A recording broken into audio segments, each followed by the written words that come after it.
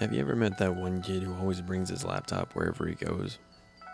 Like to classes, to the library, into bed, and even into the bathroom? Yeah, that kid was me. I say was because now I'm almost too afraid to look at a computer screen. It all started maybe 3 months ago when I bought myself a brand new laptop. I didn't buy it from resale, didn't find it on the side of the road with a do not use sign taped to it. I just walked into a store, plunked down my cash, and bought the sucker. It worked just fine. No strange files, no flashing pop-ups, nothing was out of the ordinary. Hell, even if it had been, I wiped the entire hard drive within a few days to change the operating system. I've never been a fan of the, for lack of a better word, tablet-y feel that Windows 8 has. So I swapped it out for some good old-fashioned Windows 7. Again, I got the Windows 7 copy from a reliable source. An old family friend of mine did the whole installation for me. He's always been my go-to guy for computer work, and he didn't let me down this time either. My copy of Windows 7 ran perfectly. I had the full Microsoft Office set, got my internet set up with Chrome, and set about using my laptop. Nothing about it seemed strange, until one day about 2 or 3 weeks ago. As I was surfing the web, I got a pop-up. As someone who stored a lot of important files on my laptop, school projects, some fiction writing I had done, and my iTunes library to name a few, I kind of freaked out. It wasn't one of those, "You are our millionth visitor, click to claim your free iPad" kind of pop-ups. It was the worst kind of pop-up. A talking one. "Your computer is infected with malware," a rather upbeat voice told me. My blood immediately froze. Great. Just fucking great. Now I get to deal with this stupid scareware virus. To get rid of it would probably require another hard drive wipe, and even if it didn't, my files had already been corrupted. But then the voice continued. "That's right, this computer has been infected by some of the shittiest comedy known to man." I wasn't really sure how to react. Was this virus messing with me? I watched in fascination as the fake malware report faded to a white screen. In dark blue block letters, the words, "Jason and Dan's Comedy Hour" popped up. Slowly, my fears were alleviated. This wasn't a virus so much as viral marketing for some new comedy show. Out of curiosity, I stuck around and watched it. To be perfectly honest, it was pretty funny. The setup was that these two guys, Jason and Dan, ran a goofy talk show. The first sketch I ever saw was them interviewing Batman, who in true Dark Knight Rises form was almost completely incomprehensible. Of course, here he was also chomping on a cigar and constantly changing the topic back to smoking. I got sucked into it. And before I knew it, I had finished the entire episode. It concluded with a link to a website that would be hosting a new episode every week. I was hooked. Every Friday, a new episode was posted for download, and I was immediately there to watch and save the file. They all followed a similar formula, with them poking fun at movies, celebrities, and pop culture.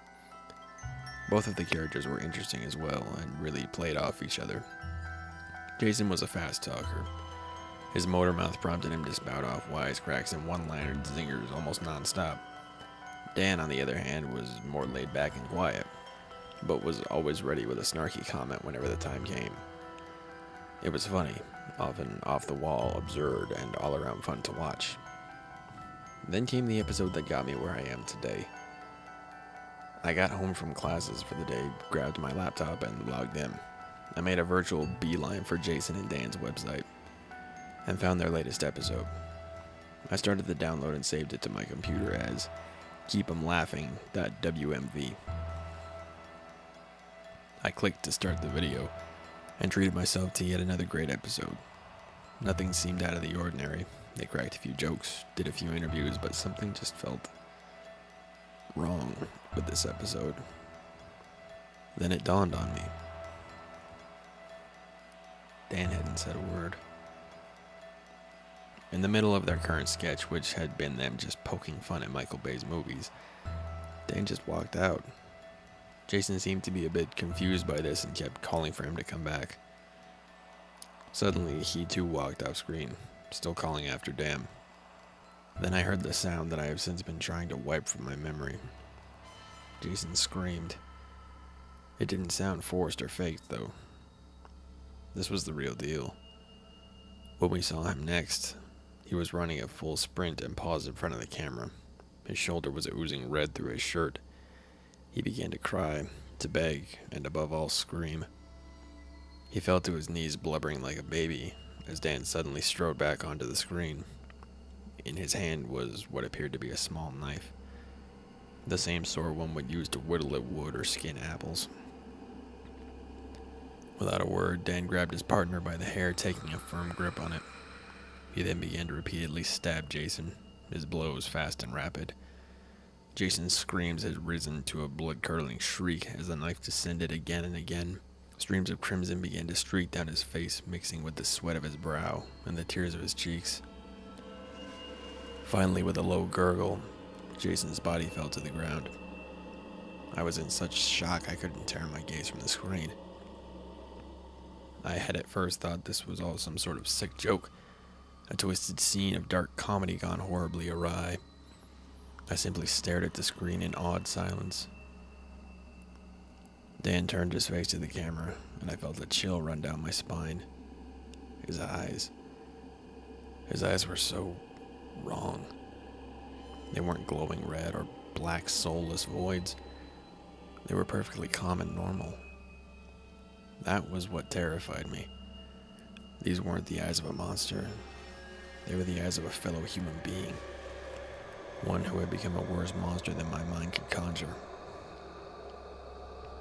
Dan stared into the camera and spoke 2 words. Cody Stewart. He knew my name. My jaw dropped in shock. I frantically tried to close the video, but to no avail. My mouse cursor was frozen and motionless. I'm gonna ask you a question, he continued. What do you know about magic tricks? I didn't reply. Not much of a talker? Well, let me tell you a little something. Magic is all about misdirection. You've been staring at this screen for weeks, Cody. Why don't you take a look above it? My heart skipped a beat. Just above my laptop screen, the little green LED beside my webcam was on. How long had it been on? Had it been recording this whole time? How did it even get turned on anyways? Those thoughts were pushed from my mind as Dan's voice went on. Your name is Cody Stewart. You're roughly 5 feet 6 inches. You have thick black hair and brown eyes. You live at the street address 15829 Palm Drive. I threw the laptop to the floor and slammed it shut. Dan's voice still came from it. I know where you live, Cody. Expect me soon. At that point, I did the only thing I could think of doing. I grabbed that laptop and began slamming it repeatedly against my desk. I kept smashing it long after the screen and plastic casing had cracked. No, I beat that thing until it split in half. I snatched my phone, called up Dale, an old friend of mine, practically screaming into the phone. I tried to explain my plight. I don't think he actually knew what was happening, but he let me stay with him nonetheless. I've never gone back to that house. I don't think I can. Needless to say, I don't use computers much anymore either. I very rarely can even be convinced to use a desktop, much less a laptop or tablet. When I'm forced to use those, I always ensure that I have a piece of tape over the webcam. He's still out there. He's still looking for me. And for all I know, he's still watching me.